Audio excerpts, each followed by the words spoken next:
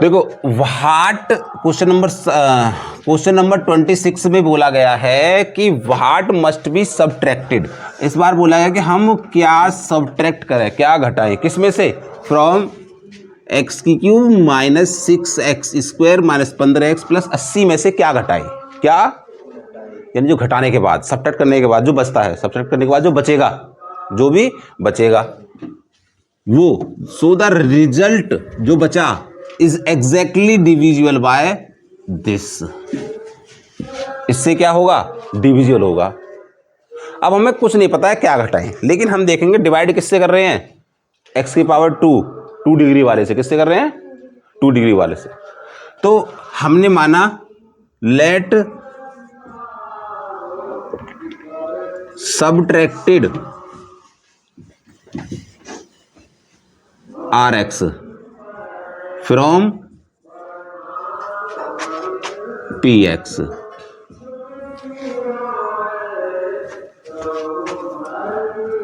Rx को माना हमने Ax प्लस B लीनियर इक्वेशन, क्या मानी, दो वैल्यू लेके चल रहे हैं। क्यों लेके चल रहे हैं, क्योंकि इसके दो मान आएंगे, समझो बात को, इसके क्या आएंगे, दो मान आ रहे हैं इससे, जिससे हम डिवाइड कर रहे हैं।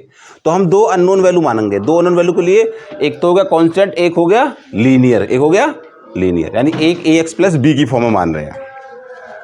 अब हमारे पास जब हमने Rx को घटा रहे हैं Px से, तो मानो कि क्या बच रहा है, Fx बराबर Px minus Rx, Px minus, घटाना किसमें से है, इसमें से, ये क्या माना Px, ये क्या माना है Rx, then Fx is equal to Px कितना है, ये रखो, कितना हो गया, x की cube minus 6x² minus 15x plus 80 minus क्या करेंगे Rx कितना है, Ax प्लस B, क्लियर है। Fx बराबर x की cube minus 6x² minus 15x plus 80 minus Ax minus B, ये लिख देंगे, और कुछ मतलब ये बना रहे हैं दो। अब घटाने के बाद क्या है, एग्जैक्टली डिविजिबल बाय दिस, किसके बाद है, डिविजिबल बाय दिस। इसको क्या मान लें, gx, क्या मान लें इसको, gx, डिविजिबल किससे है, gx से। नाउ gx बराबर कितना है, x² प्लस x माइनस 12, इससे डिविजिबल है, इससे डिविजिबल, तो इसके कर दो स्प्लिट फैक्टर, क्या कर दो इसके फैक्टर। भाई हमें वैल्यू चाहिए, हमें तो वैल्यू निकालनी है, तो माइनस 12 एकम माइनस के 12 है, यहाँ पर कितना है 1 के ऐसे दो फैक्टर करो जिनकी मल्टीप्लाई करें तो आए माइनस का 12, और जोड़ें तो कितना आए 1, ऐसे दो नंबर, 4 तिया 12 और 4 में से 3 गया तो कितना बचेगा 1। तो दो नंबर कौन से बने, एक तो बना 4 और एक बना माइनस का 3, इन दोनों को इसकी प्लेस पर रख दो, x² plus 4x minus 3x minus 12,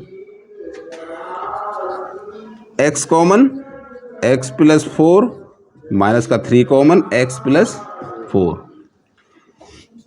x plus 4 factor हो गया और x माइनस 3, ये क्या हो गया gx के बराबर। अब मतलब पता है कि इससे डिविजिबल है, बचा हुआ जो है उस क्या है, इससे डिविजिबल, तो gx बराबर क्या लेंगे, 0 लेंगे। देन x प्लस 4 और x माइनस 3 बराबर क्या हो गया 0, x प्लस 4 बराबर 0 है तो x बराबर कितना आ गया माइनस के 4, और x माइनस 3 बराबर 0 है तो x बराबर कितना आ गया 3। बात समझ आई, यानी इन दो वैल्यू पे जो fx है वो क्या है 0 है, क्या है 0 है। वैल्यू किसकी निकालनी है हमें, a और b की, और a और b की वैल्यू निकाल कहाँ रखेंगे, यहाँ रखेंगे जिसे हम घटा रहे हैं, जिसे हम, अब निकालो -4 ले लो, f -4 बराबर 0, -4 बराबर यहाँ रख दो इसमें सारे में। एक्स बराबर क्या रखेंगे, -4 की क्यूब, -6 इंटू -4 का स्क्वायर, -15 इंटू माइनस का 4 प्लस का 80 माइनस का a इंटू माइनस का 4 प्लस का b बराबर 0। ठीक है, माइनस का 64, 4 चौक 16, 16 छिक्कम 96 माइनस के 96, 15 चौके 60 प्लस 80 प्लस का 4a प्लस का b बराबर 0। 60 में से 64 गए तो बच्चे माइनस के 4 और 80 में से 96 गए तो कितने बच्चे माइनस के 16। ठीक है, प्लस के 4a प्लस के b बराबर 0।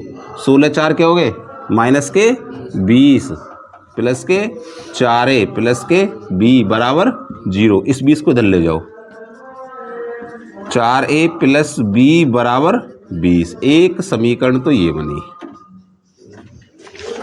अब क्या रखेंगे 3, क्या रखेंगे तो f3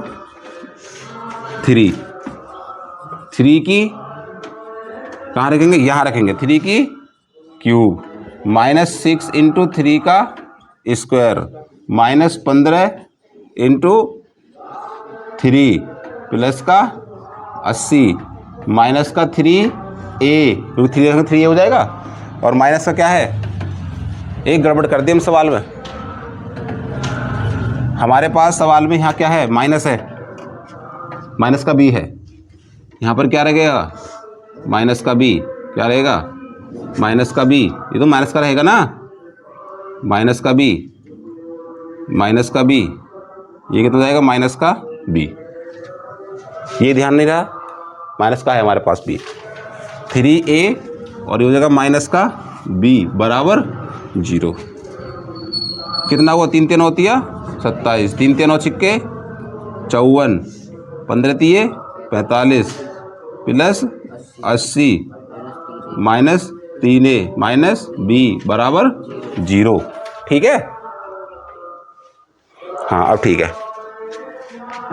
ये दोनों प्लस के 80 और 27 कितने हो गए 7 और 8 10, 110 107, 5 और 4 9, 5 और 4 9, माइनस 99 माइनस का 3a माइनस का b बराबर 0। कितने बचे 8, माइनस 3a माइनस b बराबर 0। इस 8 को इधर ले जाओ, माइनस का 3a माइनस का b बराबर माइनस का 8। एक समीकरण ये बन गई। इसमें एक काम कर सकते हैं, माइनस से डिवाइड भी कर सकते हैं। तो अगर माइनस से डिवाइड करेंगे तो कट जाएगा, कितना बचेगा 3a प्लस b बराबर 8। ये बन गई समीकरण नंबर 2। ठीक है,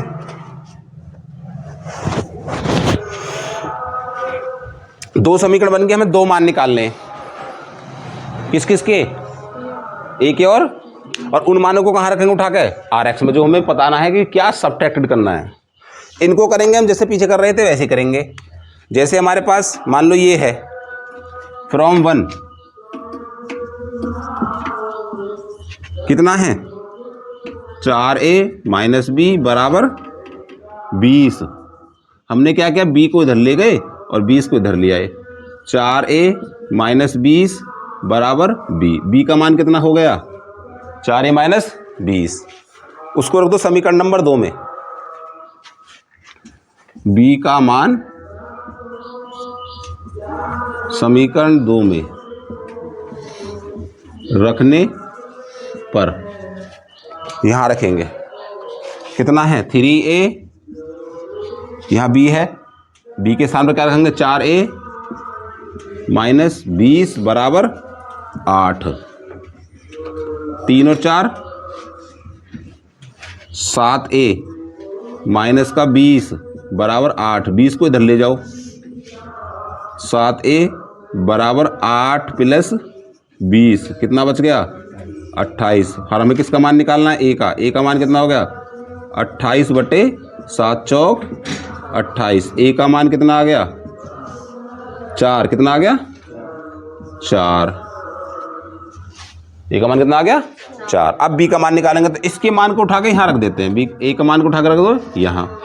तो 4 गुणा ए कितना है 4 माइनस 20 बराबर 20, बी 4 चौक 16 माइनस 20 बराबर बी, 16 में से 20 के कितना होते माइनस के 4 बराबर बी। ये होगा बी का मान।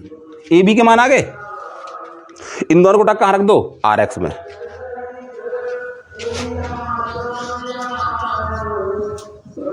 आर एक्स बराबर ए का मान क्या है